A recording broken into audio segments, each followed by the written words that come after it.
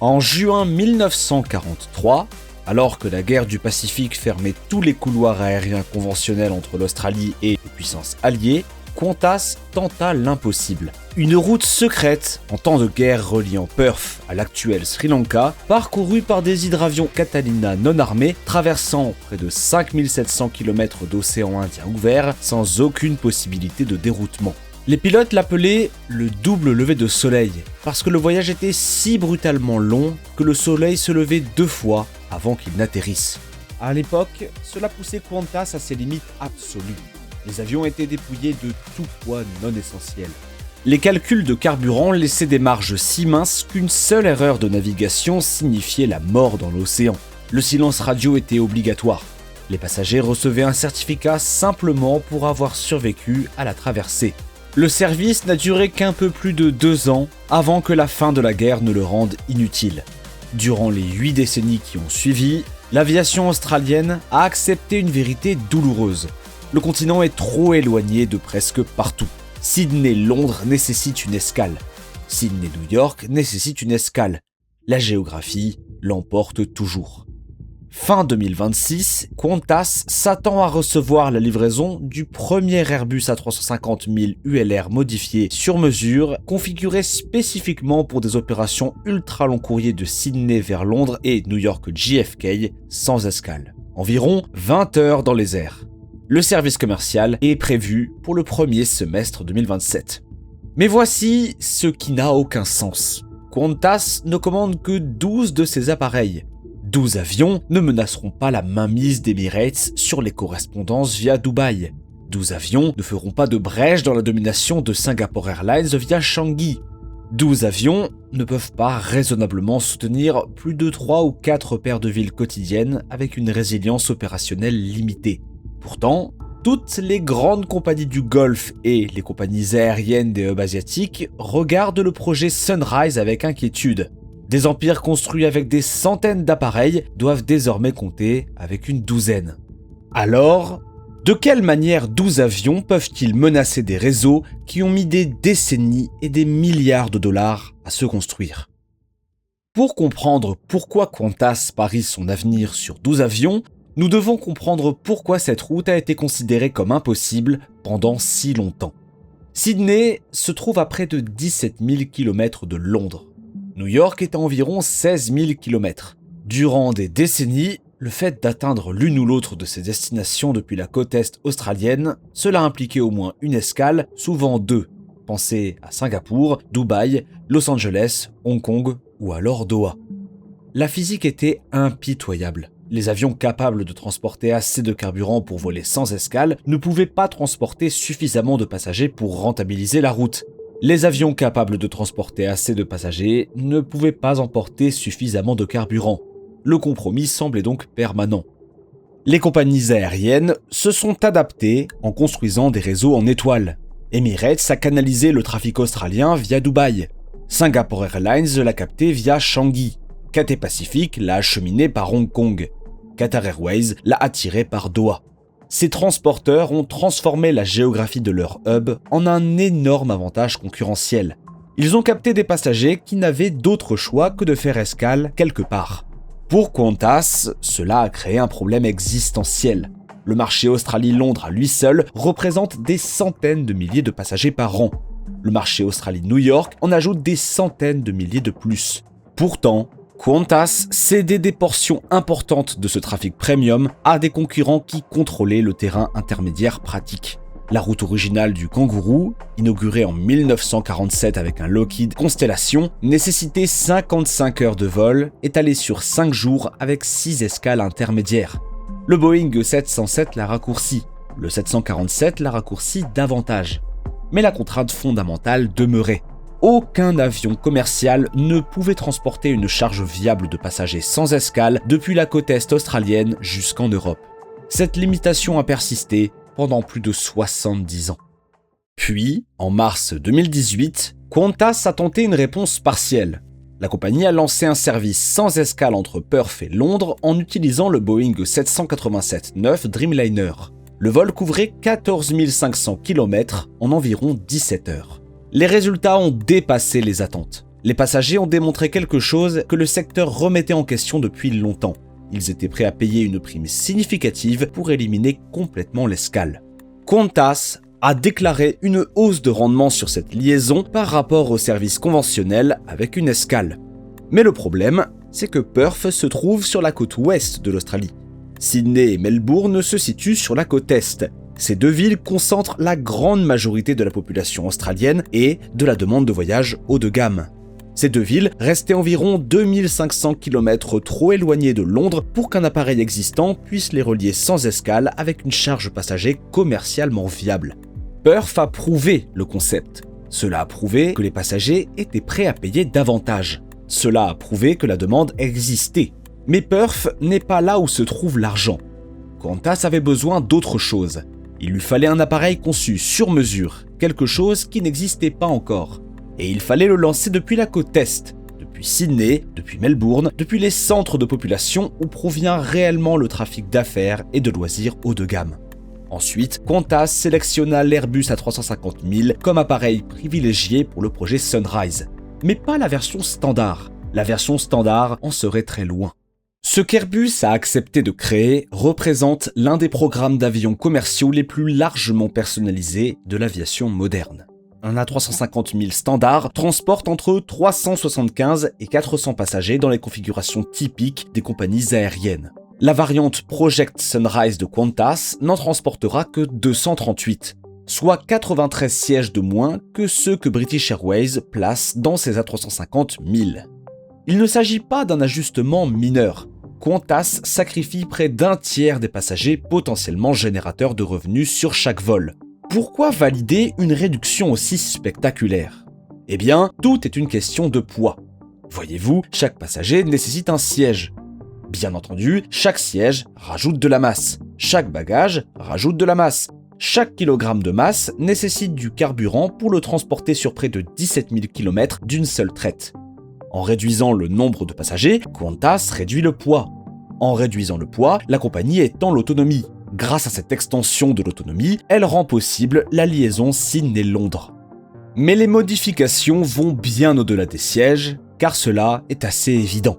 Les ingénieurs d'Airbus ont intégré un réservoir de carburant supplémentaire dans le caisson de voilure, ce qui augmente ainsi la capacité totale en carburant. La masse maximale au décollage a été augmentée. Les deux moteurs Rolls-Royce Trent XWB-97 ont été optimisés pour des missions dépassant 20 heures de vol continu. Les régulateurs européens de l'AESA ont examiné l'architecture du système de carburant et ont imposé une refonte du réservoir central avant la certification. Les travaux se sont révélés suffisamment importants pour que la certification ne soit achevée qu'à la mi-2024, contribuant de manière significative au retard du programme. Les premières planifications visaient 2022 ou 2023, puis le calendrier a glissé à 2025. Aujourd'hui, la première livraison est attendue au second semestre 2026 avec une mise en service commerciale anticipée pour le premier semestre 2027. Le premier appareil du Project Sunrise, qui est actuellement immatriculé sous sa désignation d'essai FWZNK, est sorti de l'assemblage final à Toulouse en avril 2026 et a reçu ses moteurs ainsi que ses principaux composants structurels. Il est désormais en phase d'essai au sol et en vol. L'A350 000 ULR est devenu, dans les faits, une variante sur mesure conçue spécifiquement pour Qantas, spécifiquement pour le Project Sunrise. Et il existe une raison déterminante pour laquelle Qantas a choisi le plus grand A350 000 plutôt que l'A350-900 ULR déjà exploité par Singapore Airlines. La route Sydney-Londres, c'est environ 900 miles nautiques plus longue que celle Singapour-New York. Sur la cellule plus petite, le carburant requis pour cette distance supplémentaire réduirait la capacité passager à des niveaux commercialement catastrophiques. Singapore Airlines ne peut accueillir que 161 passagers tout en classe affaires sur son A350-900 ULR. Qantas en avait besoin de 238 pour que l'équation économique soit viable. Mais avant d'engager des centaines de millions dans le projet Sunrise lui-même, Qantas a entrepris quelque chose qu'aucune compagnie aérienne n'avait tenté auparavant. Des vols de recherche scientifique pour étudier la performance humaine lors de trajets ultra long courriers. Fin 2019, en utilisant des Boeing 787-9 ne transportant qu'environ 40 passagers chacun pour atteindre l'autonomie nécessaire, Qantas a opéré des vols d'essai entre New York et Sydney, ainsi qu'entre Londres et Sydney. Chacun a dépassé les 19 heures. Les cabines étaient remplies de chercheurs du sommeil de l'université de Sydney, de spécialistes de la fatigue et de passagers volontaires qui étaient équipés de trackers portables surveillant les cycles de sommeil, les mouvements physiques et les fréquences cardiaques. Les pilotes portaient des moniteurs d'électroencéphalogramme pour suivre leur vigilance. Leur urine était collectée tout au long du vol pour mesurer les niveaux de mélatonine. Ce n'était pas juste un exercice marketing, c'était aussi une étude clinique. Les résultats ont remis en question les hypothèses conventionnelles. La pensée aérienne traditionnelle supposait que des vols plus longs signifiaient simplement davantage d'inconfort sur une échelle linéaire. Mais la recherche a révélé quelque chose de contre-intuitif. L'heure d'arrivée compte davantage que la durée totale du vol.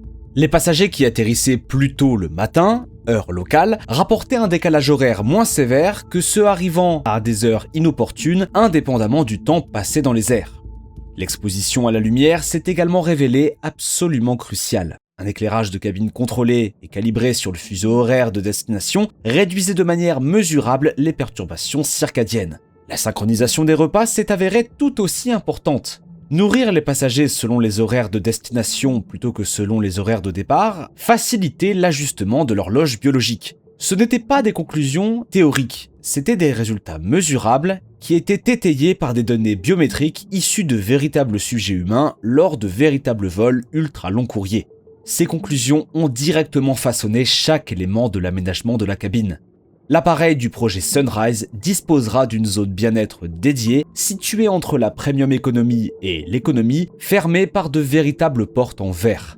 Le système d'éclairage LED de la cabine décline 12 scènes uniques conçues par le designer industriel australien David Keown, simulant des nuages en mouvement lent durant les phases d'éveil et des reflets d'eau qui sont éclairés par la lune durant les périodes de repos. Les repas intègrent des ingrédients spécifiques, du piment pour stimuler l'éveil et des plats réconfortants riches en glucides pour induire le sommeil, synchronisés méticuleusement sur l'heure de destination. Les passagers de première classe bénéficient de 6 suites privées fermées, chacune dotée d'un fauteuil séparé et d'un lit plat permanent de 2 mètres. La classe affaires propose 52 suites avec portes coulissantes d'intimité. La Premium Economy offre 40 sièges avec un soutien prolongé pour les jambes. Même la classe Economy bénéficie d'un pas de 33 pouces supérieur à la norme du secteur. Chaque siège de chacune des 4 classes bénéficie du Wi-Fi Viasat gratuit et d'un écran de divertissement 4K. Les vols de recherche ont démontré quelque chose que l'industrie remettait en question depuis des décennies. Les passagers supporteront les vols ultra long courriers, mais uniquement si l'expérience est conçue autour du corps humain plutôt que de l'utilisation de l'avion. L'importance du projet Sunrise ne réside pas dans le confort des passagers et il ne s'agit pas vraiment non plus de Qantas reliant Londres. Il s'agit de ce que 12 avions peuvent faire au présupposé de toute une industrie sur la façon dont la distance fonctionne. Considérons les mathématiques des opérations ultra long courrier. Une rotation du projet Sunrise consomme environ 48 heures par avion. Départ de Sydney en soirée. L'arrivée à Londres Heathrow tôt le matin. Repos de l'équipage, entretien, ravitaillement. Départ de Londres le lendemain soir. L'arrivée à Sydney le matin suivant, peut-être même 2 matins plus tard, selon la manière dont on envisage les choses. Mais concrètement, 2 jours de calendrier pour un seul aller-retour. Chaque liaison quotidienne Sydney-Londres nécessite environ 3 avions. Rajoutez Sydney-New York, peut-être Melbourne-Londres comme option future. 12 avions peuvent, de façon réaliste, desservir 3 à 4 paires de villes quotidiennes avec une résilience opérationnelle limitée pour la maintenance ou les perturbations. En revanche, un Boeing 787 volant de Sydney à Singapour peut effectuer l'aller-retour en moins de 10 heures. Les mêmes 12 avions pourraient transporter beaucoup plus de passagers vers beaucoup plus de destinations sur des routes plus courtes. Cela semble irrationnel. Les compagnies aériennes font généralement de l'optimisation pour l'utilisation. Plus de vols signifie plus de revenus. Mais la logique du projet Sunrise est stratégique plutôt qu'opérationnelle. Voyez-vous, le projet Sunrise ne tente pas de remplacer le modèle en étoile. Emirates continuera de transporter des millions de passagers vers l'Australie via Dubaï. Singapore Airlines continuera de dominer les correspondances à Changi. Ces transporteurs desservent les passagers qui souhaitent payer les tarifs les plus bas. et pas uniquement en classe économique. Je parle également de la classe affaires et de la première. Des passagers pour qui les escales ne sont pas un problème. En gros, la grande majorité du marché intermédiaire. Ce que fait le projet Sunrise, c'est créer une nouvelle strate ultra premium au-dessus des options existantes. Pour les voyageurs prêts à payer davantage pour éliminer entièrement l'escale, Qantas exploite quelque chose qu'aucun concurrent ne peut égaler depuis la côte est australienne. Un seul départ, une seule arrivée, aucune correspondance et aucun aéroport intermédiaire. La rareté est délibérée. Des sièges limités sur des vols limités créent de la valeur par l'exclusivité. Le passager qui paie pour le projet Sunrise ne paie pas seulement pour le transport. Il paie pour le temps. Il paie pour contourner l'ensemble du système en étoile que tous les autres doivent emprunter. Le supplément tarifaire n'est pas un pari. Il est modélisé sur l'économie éprouvée de la liaison Perth-Londres, mise à l'échelle des centres de population qui génèrent réellement la demande. La flotte du projet Sunrise repose sur une architecture soigneusement conçue. Parallèlement aux 12 à 350 000 ULR, Qantas investit simultanément dans de nouveaux appareils pour ses opérations moyens et long courriers, notamment l'A321 XLR. Les avions du projet Sunrise ne généreront pas la majorité des revenus de Qantas. Ils établissent le positionnement de la marque qui soutient tout le reste. Lorsque Qantas se présente comme la compagnie aérienne qui relie l'Australie au monde sans escale, ce message rehausse l'ensemble de son activité. La flotte ultra long courrier fait office de produit phare. La plupart des compagnies aériennes ne peuvent pas reproduire le projet Sunrise immédiatement. Les avions modifiés sur mesure n'existent pas dans la production standard. Commander des modifications similaires demanderait des années de négociations avec Airbus ou même Boeing, des années de certification et des années d'attente pour obtenir des créneaux de livraison. Les réglementations sur la fatigue des équipages constituent un autre obstacle. Les vols ultra long courrier nécessitent des règles de service entièrement nouvelles, de nouveaux systèmes de planification et de nouveaux modules de repos pour l'équipage qui sont intégrés à l'appareil. Qantas a passé des années à négocier avec les régulateurs et les syndicats pour établir les cadres de service sans précédent requis. Les compagnies aériennes sans expérience préalable dans ce domaine font face à des courbes d'apprentissage abruptes et à des négociations syndicales potentiellement très hostiles. La géométrie du réseau ne soutient pas le vol ultra long courrier depuis la plupart des emplacements. Emirates ne peut pas voler de Dubaï à Sydney sans escale et appeler cela une amélioration. L'intérêt principal de Dubaï réside dans son positionnement pratique entre les continents. La proposition de valeur du sans escale fonctionne le mieux depuis des géographies isolées comme l'Australie, où l'escale ajoute une véritable pénibilité plutôt qu'un léger désagrément. Même le premier A350 000 ULR ne sera pas mis directement en service sur 20 heures. Qantas prévoit de le déployer initialement sur des routes plus courtes, permettant aux équipages de s'acclimater au nouvel appareil avant de tenter les missions marathon. Cette approche par étapes représente en elle-même un savoir institutionnel que les concurrents devraient construire à partir de zéro. Pourtant, chaque compagnie aérienne doit désormais tenir compte de ce que Qantas démontre. Les hubs d'escale deviennent soudainement vulnérables au contournement lorsque la technologie le permet. L'hypothèse selon laquelle la distance nécessite une correspondance n'est plus absolue. Les transporteurs du Golfe ont bâti des empires sur une géographie commode. Cette géographie devient moins commode lorsqu'un avion peut la sauter entièrement. À mesure que l'autonomie s'étend et que l'efficacité énergétique s'améliore davantage de paires de villes deviennent viables pour un service sans escale. Les routes qui nécessitent Dubaï aujourd'hui pourraient ne plus nécessiter Dubaï demain. Singapour Airlines a été la première à reconnaître ce changement. La compagnie exploite déjà des vols ultra long courrier entre Singapour et New York JFK ainsi que Newark en utilisant l'A350-900 ULR. La course au développement de capacités de nouvelle génération s'accélère précisément parce que les compagnies aériennes reconnaissent les implications concurrentielles de ce que Qantas est en train de prouver. 12 avions ne font pas évoluer le volume à l'échelle, ils font évoluer l'influence. Le projet Sunrise ne remplace pas le modèle en étoile. Emirates ne disparaîtra certainement pas. Singapore Airlines ne va pas s'effondrer. Qatar Airways continuera de remplir ses gros porteurs via Doha. Les grands hubs de correspondance continueront de desservir la majorité des voyageurs. Mais le projet Sunrise crée quelque chose de nouveau. Une démonstration selon laquelle, pour certains passagers sur certaines liaisons, l'élimination de l'escale elle-même a une valeur pour laquelle on est prêt à payer. Ce gain de temps pouvant atteindre 4 heures par rapport aux alternatives avec une escale n'est pas qu'une simple commodité. C'est une catégorie de produits qui n'existait pas auparavant depuis la côte est de l'Australie. La réponse du secteur sera révélatrice. Les analystes anticipent que les compagnies des hubs du Golfe et d'Asie pourraient réagir en bradant fortement les tarifs avec escale pour saper la prime du vol sans escale. D'autres pourraient accélérer leur propre programme ultra long courrier. Quoi qu'il en soit, l'équilibre concurrentiel qui tenait depuis des décennies, le postulat selon lequel l'Australie était tout simplement trop lointaine pour être atteinte directement, a été durablement bouleversé. Lorsque ces premiers passagers embarqueront sur le vol inaugural Sydney-Londres en 2027, ils accompliront un voyage qui aura mis plus de 80 ans à devenir possible. 12 avions, une poignée de lignes, des fréquences limitées, et la preuve que, parfois, les changements les plus significatifs dans l'aviation ne nécessitent pas des centaines d'appareils. Parfois, ils exigent de la conviction, une ingénierie sur mesure, une science de la fatigue qu'aucune compagnie aérienne n'avait tenté auparavant, et la volonté de parier que la manière dont les gens vivent la distance compte autant que la distance elle-même.